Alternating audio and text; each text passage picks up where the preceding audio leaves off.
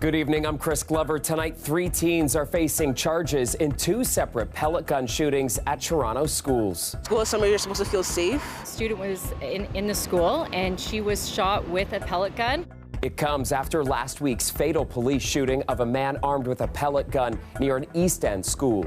Plus, a new charge against Jacob Hogard surfaces as he now awaits a verdict in his sex assault trial. And together we can fix what's broken. The cost of everything that we count on has gone upward. The Greens have punched well above our weight at Queen's Park. With time running down on the campaign, we're tracking the leaders as they make their final pitches to voters. But first, to the 3 students facing charges tonight after 2 separate shootings at Toronto high schools, both involving pellet guns. Greg Ross joins us live tonight from one of the schools, Weston Collegiate. Greg, what is the latest that we're learning about these incidents? Well, Chris, I think the most disturbing part about this whole thing is the fact that we're seeing teens shooting these pellet guns at other teens. Now, fortunately, there was nobody seriously hurt in either of these instances yesterday, but there is very serious concern that these pellet guns can cause serious injury, not to mention the fact that they can very easily be mistaken for a real gun. Some students at Weston Collegiate Institute were still a little shaken today after learning that a 15-year-old boy was shot with a pellet gun on school property yesterday. It's quite scary thinking people are carrying mainly weapons to school. This is dumb, childish, pretty selfish. I mean, that kid has a family. It's actually kind of scary to go to school now, hearing that people around our age are getting shot and stuff like that, and pelleting people for no reason. The 15-year-old was taken to hospital with non-life-threatening injuries after being shot in the head and arm with the pellet gun. A short time later, police arrested 2 teens believed to be responsible. They did locate 2 teenage boys, one 15 and one 17, nearby where this occurred, and they were able to arrest them, and they did locate pellet guns on them. Just hours before, a 17-year-old girl was the victim of a similar incident at a Catholic high school near Bloor Street West and Dundas. She was shot with a pellet gun by a 15-year-old boy.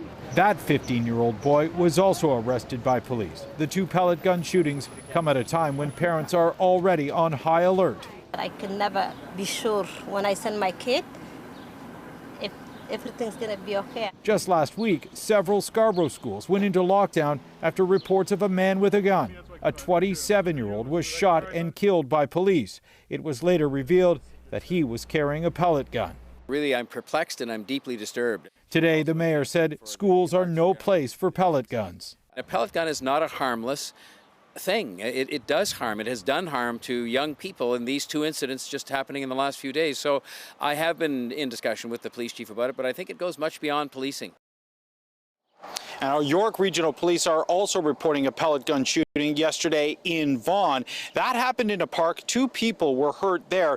Now, police there believe that these shootings may be connected to an internet trend called the Orbeez Challenge. Now, that encourages people to shoot water-based or gel-based pellets at strangers.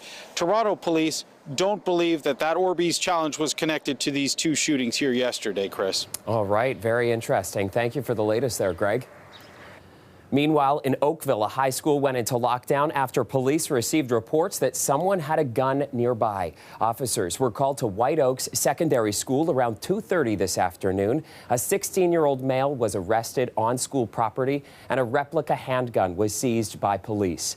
The high school was in lockdown for about an hour, and 5 other schools were placed in a hold and secure. Police say they are continuing to investigate, but there is no threat to public safety. Now to the new federal gun laws we first told you about last night. The Canadian changes coming in the wake of recent mass shootings in the United States. And the Trudeau government says this legislation is the boldest action on firearms in a generation. But not everyone agrees. Talia Ricci has reaction tonight. Those who were directly impacted by the Danforth shooting 4 years ago described feeling as if their voices were finally heard. What we have tried to do all the way along is just express what we went through as a motivation. Ken Price's daughter Samantha survived after being shot in the violent spree that left 2 people dead. Ali Demirkan was injured by a bullet. It was like living in a fear that someone walking on the street could have a handgun, hiding it, and can do it again. But this legislation is going to bring a little relief to all of us. They were both in Ottawa Monday to hear this announcement. We're introducing legislation to implement a national freeze on handgun ownership. What this means is that it will no longer be possible to buy, sell, transfer, or import handguns anywhere in Canada. The government is also pledging to start buying back thousands of banned assault-style weapons before the end of the year. Toronto's mayor applauded the moves. I think the measures announced yesterday by the Government of Canada were another solid step forward. This will freeze the number of handguns in the country, but it'll freeze them, one hopes, in the city as well. The federal government said the proposed legislation would also increase penalties for gun smuggling and trafficking and introduce a red flag law so people considered a threat to themselves or others will have to surrender their firearms. If you have a safety concern over a gun owner and you call either 911 or the police or the RCMP or the firearms program, trust me, they're having an ERT response at their door and their guns are being seized. The Canadian Coalition for Firearm Rights says the proposed law puts too much emphasis on regulating legal firearms and not enough on criminals and unlicensed weapons. I see it as a huge failed missed opportunity, a bit of a gut punch to the legal gun owning community who's worked really hard to stay safe over the last few decades, and just completely misleading Canadians to make them think they've done something credible. Combined with the measures we've already put in place, this marks the next significant step in our fight to eliminate gun violence. Those who have been personally impacted by gun violence will be watching closely. I would say implementation is probably the word that we're looking for now. This work, being part of a solution, helped us to heal a little bit. Talia Ricci, CBC News, Toronto. A funeral was held today for Punjabi singer Sidhu Moosewala. Moosewala was cremated in his native village in the Punjab region of India. The influential rapper who rose to fame in Brampton was gunned down over the weekend in India. He was just 28 years old. Moosewala was also an actor and had joined the Indian National Congress Party last year. An investigation into his killing is underway.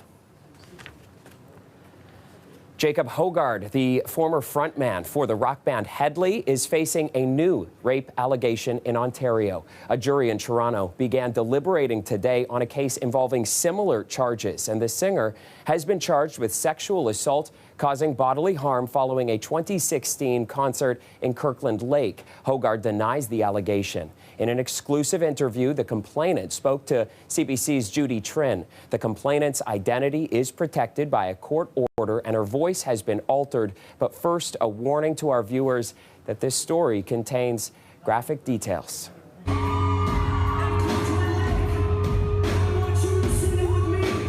She was a 19-year-old Headley fan who went to the band's concert during Kirkland Lake's homecoming week. She just wanted to talk music and jam with the lead singer. Instead, she says Jacob Hogard forced himself on her. Her identity is protected by a court order. I kept telling him, no, don't stop, over and over and over again. Hogard's lawyer says the singer is innocent and denies this allegation. In June 2016, following the concert, the young woman and other fans partied with the band around a fire pit near their hotel. She got drunk. That's when she says Hogard brought her to his room. He tried to remove my clothes and I told him no, and he did it anyways. She says Hogard took a naked photo of her without consent, then raped her. He called me a dirty little piggy. I was in a lot of pain and I was crying. And he didn't seem to notice the pain or the crying when he did that. He completely ignored it. She says Hogard choked and slapped her, leaving a red handprint on her thigh that lasted a week. I felt powerless. I couldn't run away. I couldn't go anywhere. I was stuck there with him. The woman lives in British Columbia. For 6 years, she kept the incident a secret, but is now pressing forward with a charge. I just want to tell my story, and I hope justice will be served. After investigating the Kirkland Lake incident, Ontario Provincial Police charged Hogard with sexual assault causing bodily harm. His next court appearance is August 4th. Hogard's lawyer says he will vigorously defend himself and plead not guilty. Judy Trin, CBC News, Ottawa.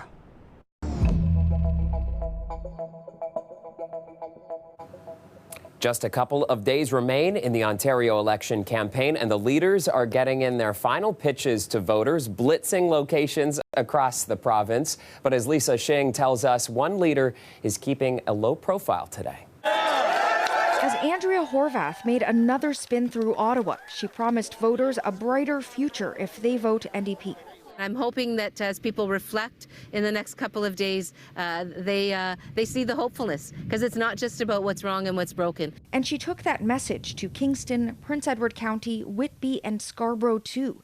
But Horvath isn't saying much about her future, depending on Thursday's results. Once they make their decision, then that will determine what goes forward. Liberal leader Stephen Del Duca was in the GTA today, also with a busy schedule. Welcome to Oakville. At his first stop in Oakville, he seemed confident heading into Election Day.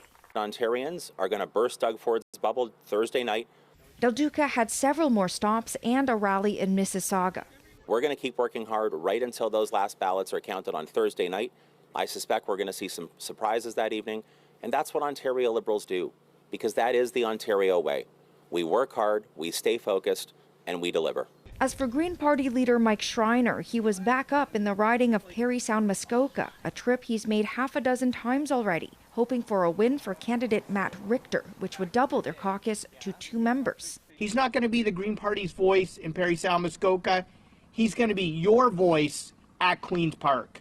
Only PC leader Doug Ford kept a quieter schedule. He wasn't available for media questions today, and several campaign stops were canceled, but he greeted supporters at a dealership in Welland. Lisa Shing, CBC News, Toronto. So with Election Day just a couple days away, Eric Grenier is here to tell us what the polls are saying. Eric is a writer at the website The Writ, and he's CBC's poll tracker for this provincial election. Good evening, Eric. Hi. So where do the parties stand at this point in the campaign? Pretty much where they've stood throughout the campaign. The PC still lead in the poll tracker with about 37% support. The Liberals are second with 27%. The NDP has 23.5%, and the Greens have 7%. So there's still about a 9-10 point gap between the PCs and the Liberals. Not much different from what we saw at the outset of the campaign, and it means that Doug Ford's PCs are still on track for a majority government. Okay, well, one thing that we saw this year was a boost in people voting in advance. More than 1 million people turned up to vote at advance polls. What do you take away from that? It's hard to know if that means anything in terms of what the overall turnout will be, because they represented 10% of those who are eligible to vote. So that's up from 7% who voted in the advance poll last time. But they increased the number of days where you could vote in the advance poll from 5 to 10. So does it mean that just more people took advantage of the greater opportunities to vote, or is there more interest in this election? We'll see. The turnout last time was about 57-58%. Personally, I'll be surprised if we reach that number. Okay, well, we'll watch for that for sure. Now, of course, you already mentioned the polls haven't shifted too much during this campaign. What do you think are the chances of a surprise on election night? It's always a possibility. I do think that with the numbers we've seen, they've just been so consistent. And when you look at some of the leadership numbers, you look at other factors that the polls are picking up, there's not a lot of ingredients there for a surprise outcome. It can always happen, but with the kind of gap that we see for the PCs, ahead by 9 or 10 points, the polls would need to be off by a lot for them to lose the election. Now, they could be off enough to drop them down into minority territory, but they could also be off enough to boost them even bigger to a bigger majority. So we'll see what happens. All right. And so, as we already mentioned, more than 1 million people have already voted in advance. But, of course, there are many people that are still undecided at this point. Do we know how many? Yeah, the latest poll suggests it's around 8 or 10%. So that's pretty typical for an election. When you get to the last week, there's always that chunk of the electorate that waits until the last minute to make up their mind. But if they don't, a lot of them might just decide to stay home, and that could have an impact on turnout as well. All right, let's zero in on the GTA and the ridings specifically. Which ridings are you thinking have the most potential to flip to a different party from the last election? Yeah, we haven't seen a lot of movement in the polls, but that doesn't mean there won't be a lot of movement in the seats. For the PCs, I think that they're looking to pick up some seats from the New Democrats, particularly in Brampton. So a seat like Brampton North or Brampton Centre, those would be key for the New Democrats to try to hold, because the PCs, they might be under pressure from the Liberals in parts of Mississauga. The Liberals are trying to win back some seats there, and in Scarborough as well. So the PCs are hoping that any losses they might have to the Liberals in those areas, they could make up with gains from the NDP. But I think that there'll be a lot of shifts. It's just a question of whether it'll actually make a difference in terms of which party is going to form government. Any other ridings we should keep a close eye on election night? Well, a key one in the GTA is going to be Vaughan Woodbridge. That's Stephen Del Duca's riding. He's trying to win that. He lost it in 2018. And if he doesn't win it, his leadership of the Liberal Party is going to be tough to hold on to. And another one that'll be really interesting to watch, Parry Sound Muskoka in Northern Ontario. The Greens are really focusing in on it as a potential second seat. Some polls suggested its possibility. Still be a big upset. The PCs have held that seat for decades, but that'll be one to watch. Should be an interesting night. Thanks for this, Eric. All right, thanks. Eric Grenier is a poll analyst, a writer at the website The Writ, and he is running CBC's poll tracker for this election. Still haven't gotten your election fill yet? Well, you can head to our website. We've got lots more for you there, cbc.ca/Toronto. You can also find Vote Compass there. It's a tool to give you a sense of how your political values line up with the parties. It is not telling you how to vote or predicting your vote, just simply a starting point for you to explore the political landscape.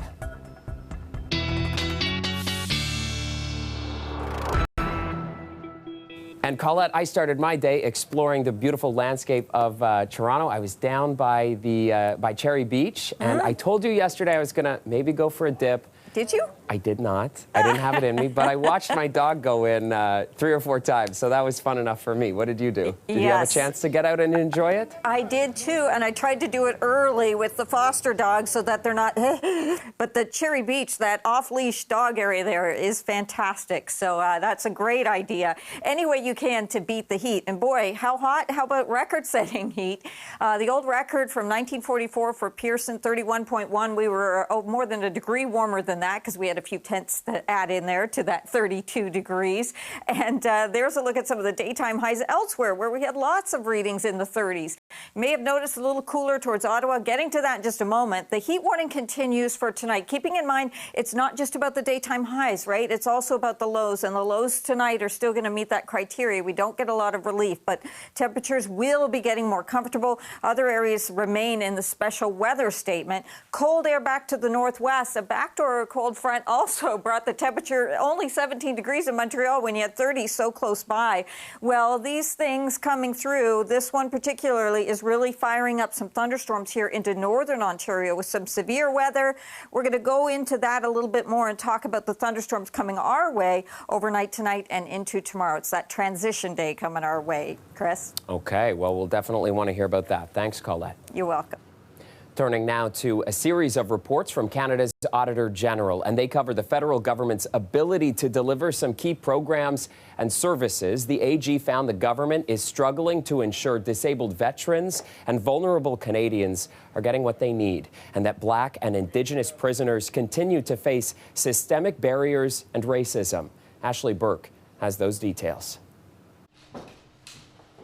Canada's Auditor General says after 2 years on the job, she's feeling more disappointed than hopeful. It's very frustrating and discouraging for the government to know for many years that problems exist, that barriers exist, but that little action is taken to address and eliminate them. Karen Hogan released a series of reports that found in some cases issues her office already flagged are getting worse. This is about people. One report found that Black and Indigenous offenders are twice as likely to be placed in maximum security institutions. They also remain in custody longer, and she says face barriers every step of the way. We found not only systemic barriers, but also, in my view, systemic racism in certain instances. I saw racism all the time in correctional services, yeah. Aisha Bensley-Mann served 3.5 years in a medium security facility. and says they experienced the issues firsthand. I never thought I'm gonna have the opportunity to get parole. I never even applied for it because I'm just wary of them because they treated me badly since the first day I came.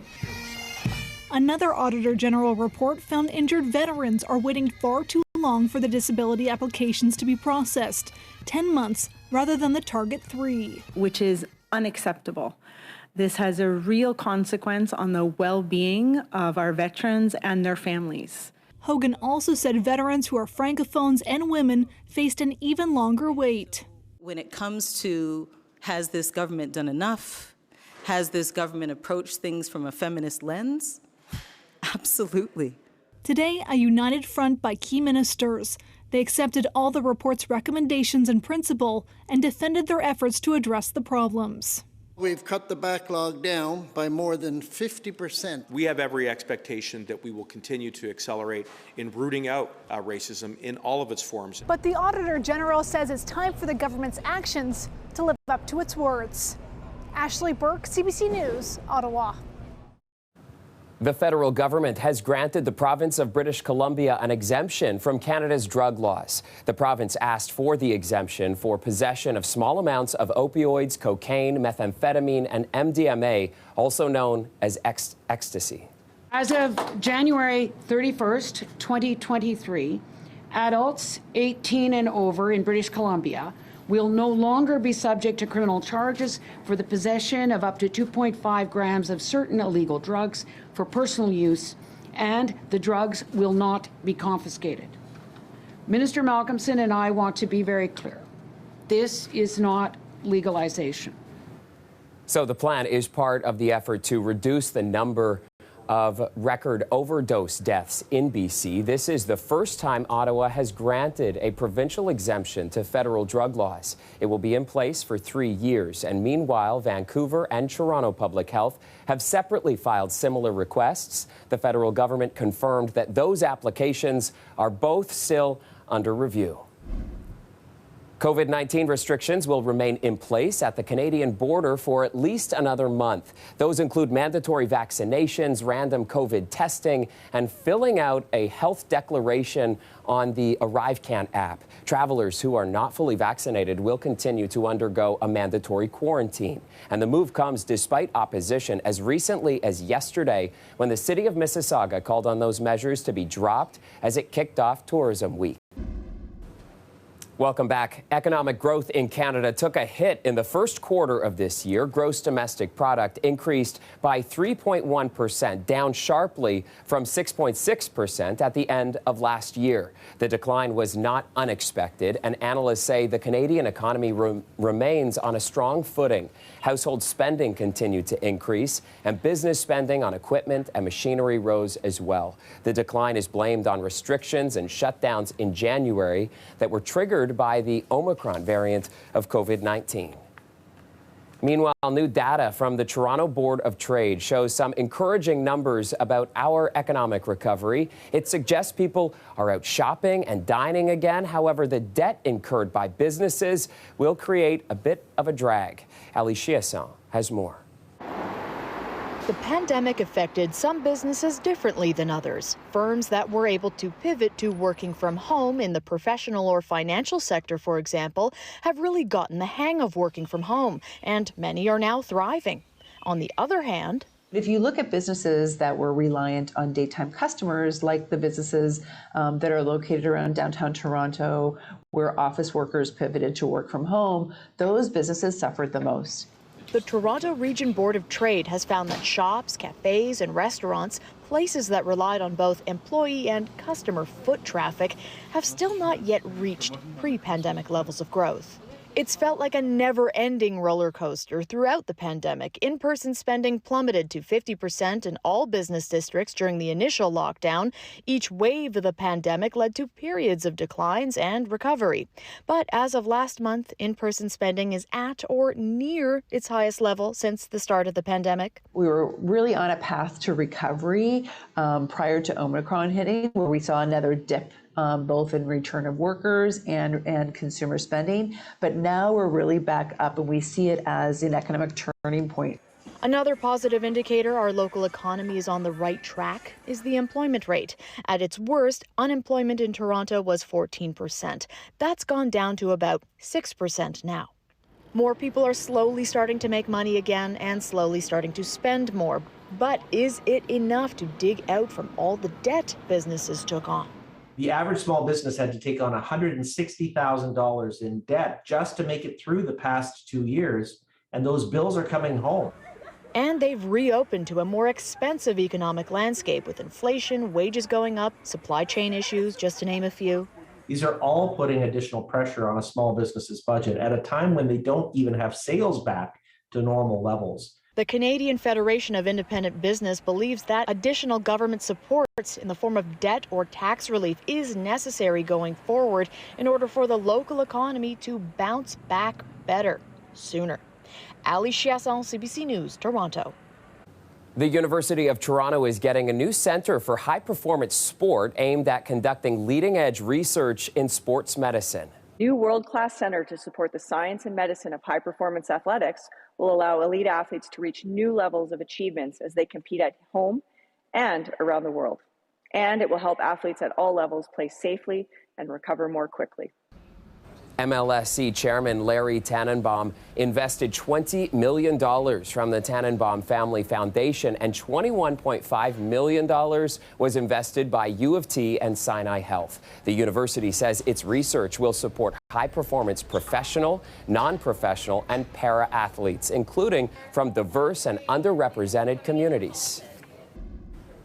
Welcome back. CBC News has learned that charges related to a violent GTA tow truck industry feud have been stayed. The months-long investigation was aimed at stopping an outbreak of violent attacks. And now 6 people who were accused of dozens of charges, including arson and drug and gun offenses, have walked out of court with their charges stayed. Project Platinum, as it was dubbed by police, targeted individuals allegedly involved in a deadly battle for control of the towing industry. Investigators say the feuds led to at least 4 murders, shootings, and the torching of at least 30 tow trucks. In all, 19 people were arrested, and a lawyer for one of the accused tells CBC that the charges were stayed after the judge ordered the Crown to disclose additional information from a phone wiretap warrant. The Crown took the position that doing so would reveal the identity of an informant and instead chose to stay those charges. York Regional Police are investigating a daylight carjacking in Vaughan. It happened just after 1 p.m. near Keele and Major Mackenzie. Police say a black Audi was taken, and officers are now searching for 2 suspects, who are both young men in their 20s. This comes amid a rash of violent carjackings in the GTA in recent weeks.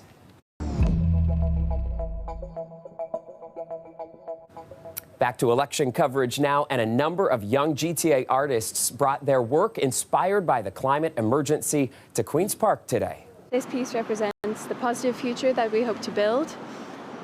We have Canada's green belt right in the centre, and we want to use this piece to encourage the preservation of this important ecosystem. Climate art is a new space, so to bring artists in there, to get them in there, for them to learn from each other, to collaborate, to lead, you have to create that space for them to do that. The art is meant to illustrate a vision of the world with and without implementing specific points from the Climate Action Plan. The artists are part of a coalition of groups from across Ontario who want the government to be a key, or the environment to be a key election issue. And when it comes to the election campaign, some people say the parties are not paying enough attention to the youth vote. For instance, in the riding of Humber River Black Creek, where almost 60% of residents are immigrants, young people hold a lot of power, often acting as political translators for their families. Kelda Yoon has that story. Many people in this area, many young people, are used to being not just political translators, but translators and basically clerks of the family. In his family, 20-year-old Yavuz Topaz has taken on that role, helping his parents, who are immigrants from Turkey, understand the policies each party is promising in this election. The voting cards came in, and we had a conversation at the dinner table with my parents about the election. And they asked about the platforms of the parties. And in a community like Jane and Finch, where many immigrant families live, youth like Yavuz can have a lot of political influence. Once I read that platform, my parents, they kind of asked me what my perspective's on, and I shared my private and personal opinions to them. And my father just exclaimed, saying, okay, whatever Yavuz votes for, we vote for as well. 5 youth can translate to 25 people, depending on how big the families are. Abdul Noor is a youth outreach worker. He says politicians haven't clued in on the power of the youth vote, often overlooking them in favor of targeting older demographics because young people aren't as economically mobile. If youth banded together and decided to vote, I feel like it would probably be a huge turnout. It'll probably be a huge turnout. The thing is, because these kind of things happen and they're not the target of a lot of these campaigns, sometimes they don't even end up voting at all because they feel like it will not make a difference for them whatsoever. I don't feel like they're being spoken to, and I don't feel like they're being related to. Nathan Baya is an artist, poet, and dancer who works with youth in Jane and Finch. He wants to see more politicians out in the community, directly engaging with youth on a regular basis. When positive things are going on, you should be present, you should be celebrating and honoring their work, you know? I would love to see more of that within community so that you feel like, no, this person does care, because they didn't just come to drop a chicken on turkey and, you know, and get a picture with a cute baby, but they came and they're involved in community, you know what I mean?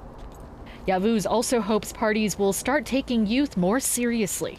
Politicians and parties need to be having these conversations and need to be doing more than paying lip service and actually creating policies surrounding youth perspectives. Because when a young person like myself, who's 20 years old, votes, I'm actually not voting with one vote. I'm voting with 3 votes. Kelda Yoon, CBC News, Toronto. The approach of summer also means the start of tornado season in Canada, but some new research shows Environment Canada is missing the mark when it comes to delivering warnings about those storms. The agency has set some ambitious targets for itself and says it continues to work to meet them. Ethan Williams has that story. On his farm northwest of Moose Jaw earlier this month, Rob Bean watched this landspout tornado touch down. But it wasn't a tornado warning that signaled a storm was coming. It was a crack of thunder. Bean finally received an official warning, but it came long after the tornado was gone. If it can pop up anywhere, you know, like it did tonight, you'd like to have some kind of notification rather than 45 minutes later. Bean's experience with lagging tornado warnings isn't out of the ordinary. According to recent data from the Northern Tornadoes Project out of Western University, Environment and Climate Change Canada's warnings are falling behind its own targets. The NTP looked at tornadoes from 2019 to 2021, and it scored Environment Canada's warnings in 3 categories. The first category looked at confirmed tornadoes that were tornado warned. Environment Canada's target for this is half of all tornadoes, but the NTP found only about a quarter actually had a warning that a tornado was on the way. The next category scored how often warnings were given more than 10 minutes before a tornado touched down. Environment Canada's target is a 60% success rate, but the NTP found it happened just under 10% of the time. The final category scored how often a tornado watch preceded a successful warning. Environment Canada has set a target of 80% for this, but the NTP data shows that happened only about 12% of the time. The NTP's executive director recommends more tornado warnings be issued. I know that sounds like that's a recipe for a lot of false alarms, but if you don't issue tornado warnings on storms that you think may be tornadic, you'll never get a forecast hit. But Environment Canada says some tornadoes aren't clearly visible on radar, and Canada's sparse population makes eyewitness reports difficult. Wow. Ethan Williams, CBC News, Regina. Meanwhile, the work continues in Ottawa, where the lights are back on for most hydro customers. That deadly windstorm more than a week ago knocked out power for tens of thousands of residents. The numbers are going down, but about 3,000 1,000 Hydro Ottawa customers still remain without power. Crews are working up to 16 hours a day. Despite their efforts, some roads are still closed because of downed wires and debris. And the situation is also improving in Quebec. There are now fewer than 30 customers in the Laurentians still without power. This was the area hardest hit by that storm.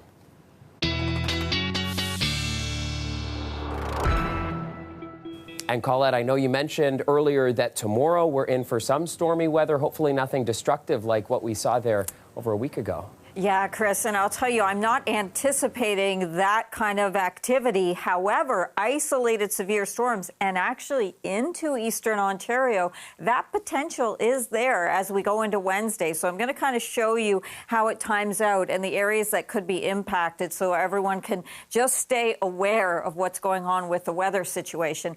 The current temperatures right now, we've dropped to 31. Winds are still holding at 32. We did have a record, though, today with that new high of 32.2. Our humidex values, those are still significant as well. A little different story in Ottawa because of a front that's kind of backed up into the province there. So Montreal cooler as well there into southern Quebec. But these are some of those storms I was showing earlier in the show firing up along that cold front.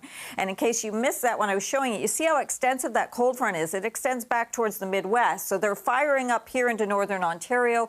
We are looking at some pretty strong cells in this area that are now coming back across and onto land. So watching those carefully. We do have Environment Canada with severe thunderstorm watches and warnings to the north, and we even had a tornado watch further north. So we may see more breaking out here and being issued. So watching that area, but what I want you to see is in the overnight hours, some of that energy is starting to push eastward, okay?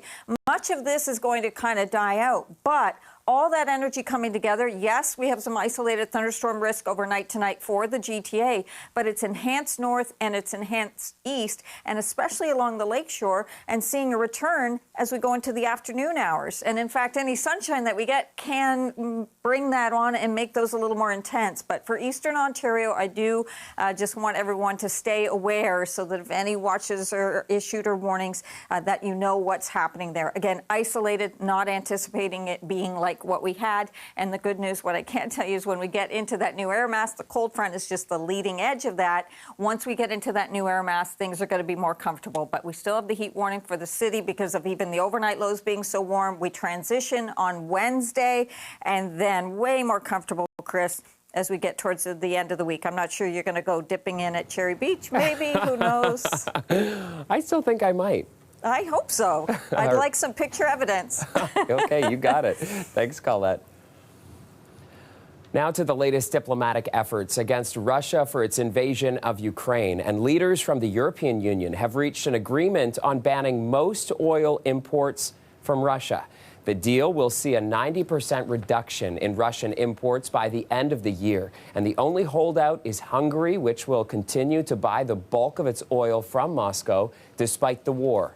This is some of the toughest action taken yet by the EU, and officials say it could have a serious impact on Moscow's ability to fund its invasion. It is an emotional week for the families and friends of the victims of last week's school shooting in Uvalde, Texas. The first two funerals were held today. Private visitations began yesterday for two 10-year-olds, Amari Jo Garza and Maite Rodriguez. They were among the 19 grade 4 students and 2 teachers who were killed. And while family and friends continue to grieve their loss, investigators are pushing for answers, including how police botched the response to that shooting. A new project has begun in an Ontario cemetery. It aims to bring recognition and honor to the Black Canadians buried there in unmarked graves over 100 years ago. These people have to be identified. These people have to be given names and faces. So I applied to the town, and finally I was given permission to do the ground penetrating radar. And now that we have the chart of where the people are located, the graves are located, now we can start marking them out, putting Canadian flags as temporary headstones, and hopefully a year or 2 years down the line we'll have actual headstones for these folks. Today, members of the Black community are marking the graves of Black Canadian settlers in Niagara-on-the-Lake's 150-year-old Negro burial ground, a 1-acre field that holds the unmarked remains of settlers who came to Canada to escape slavery in the 1800s. All right, we're going to head on a quick break, but before we go, here is a look at where the markets closed today. The TSX closed down by 190 points, the Dow fell by 222, and the dollar traded higher at just over 79 cents U.S. We'll be right back. Welcome back. Excitement is building as the UK gets ready to mark the Queen's Platinum Jubilee to honor her 70 years on the throne. Final preparations today included military rehearsals outside Buckingham Palace, and the celebrations are providing a big financial upside for the British economy. Chris Brown has this report from London. As the head of the British state and arguably the most famous woman in the world, the Queen wields serious economic clout, especially in her Jubilee year. I would say at this time of the year, by about 30% increase in our production. The Jubilee has definitely given us a bit of a kickstart.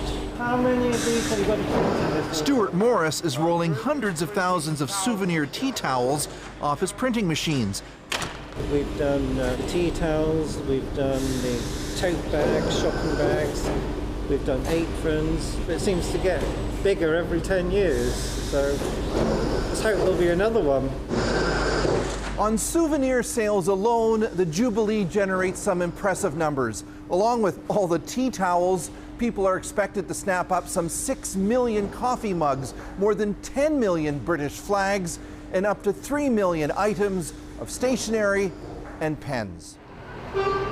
Add it all up, and branding experts estimate the Jubilee amounts to a $1.6 billion Canadian infusion into the British economy. So the largest part of that will be from benefits to tourism, and so we estimate about 1% of British tourism spend is connected to the monarchy. Josem says the Queen and her family cost British taxpayers too, roughly $800 million Canadian a year for all of their residences and security. And shutting down the country for 2 stat holidays to celebrate is also costly. So for some, it's not a clear-cut win. It's definitely ridiculous. There should be other avenues where that money could be better channeled. I think you also need to have some things to look forward to. We've had 2 years of not really seeing anyone, and I think this doesn't happen very often. Still, merchandising sales alone will make the Jubilee profitable. And while the Queen is, of course, the star, for this company, her pets come a close second. This corgi tea towel is actually their best seller. Chris Brown, CBC News, Hadley. Finally for us tonight, Mayor John Tory unveiling an honor today for the iconic Toronto band Blue Rodeo. This is a legendary band in a music city, and I think that takes some doing to, in a music city, to be as legendary as they are. You know, we pride ourselves as a city on being the home of iconic bands like Blue Rodeo, many individual musical artists, of course, some of whom I have honored previously, and artists of all kinds, visual artists, filmmakers, dancers, live theater performers, to mention a few. They are at the very heart of what makes this city great. Okay, and there it is, Blue Rodeo Drive. It is close to Broadview and Gerrard, near the band's studio space. Blue Rodeo formed in Toronto back in 1984, and they've released 16 studio albums, 4 live recordings, and 1 greatest hits album. In 2009, the band received a star on Canada's Walk of Fame right here in Toronto, and Blue Rodeo was also inducted into the Canadian Music Hall of Fame in 2012. Nice celebration there. And Colette is back for one last look at the weather forecast and another warm night on tap. Hey, Colette? Yes, it is, Chris. And that warm air plus the humidity providing some of the ingredients for these thunderstorms that are firing up along the cold front. So that's colder air, drier air that's undercutting and providing that extra lift. So we're seeing these well to the north of the GTA, but I point them out because that front extends well south and we'll see more activity along it.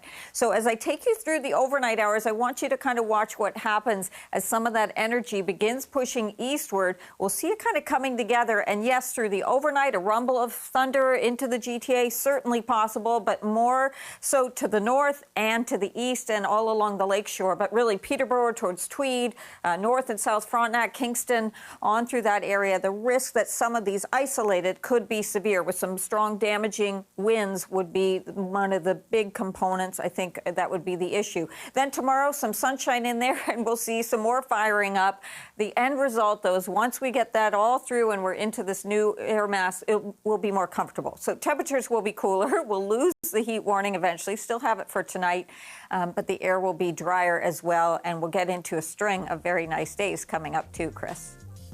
Thanks so much, Colette. You're welcome. And that is our show for you tonight. Thanks so much for joining us. We'll see you back here tomorrow night at 6, and we're leaving you with just a spectacular glimpse at our city's skyline.